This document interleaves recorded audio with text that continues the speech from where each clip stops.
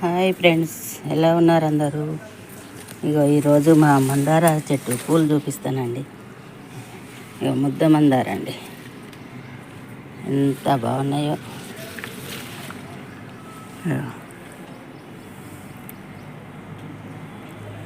ఇవన్నీ ముద్ద మందార ఎంత బాగా పూస్తున్నాయండి.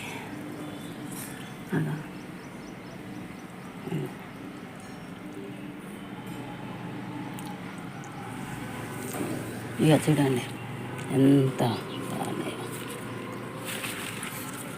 ఎంత ఫ్రెష్గా ఎంత బాగున్నాయో. వర్షం ఎండాకాలం కొంచెం ఎండినాయి, కానీ ఇప్పుడు 2 వర్షాలు పడగానే బాగా మంచిగా వస్తున్నాయండి.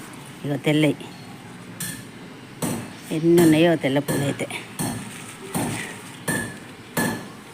మస్తు మందారాలండి. ఇక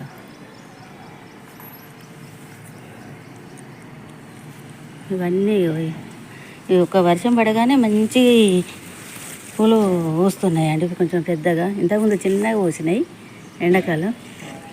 ఒక 2 వర్షాలు పడగానే మంచిగా అయిపోయినాయి. ఈ ముద్ద మందారం అయితే ఎంత మంచిగా, ఎంత పెద్దగా ఉన్నదండి.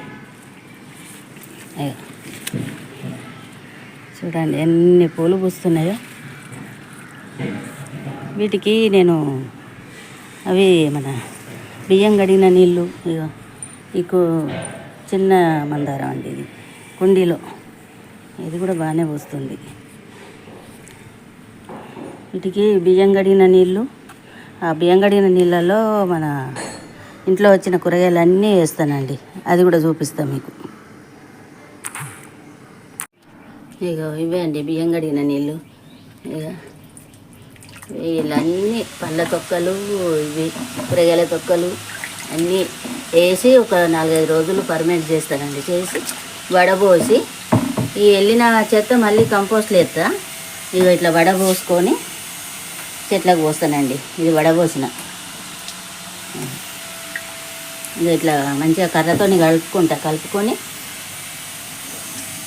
ఇవి పోస్తా అండి. అందుకే ఈ మందారాలు కానీ ఏ చెట్లైనా మంచి, ఇంత ఎండాకాలం కూడా మంచిగా ఉంటున్నాయండి. ఓకే అండి, బాయ్.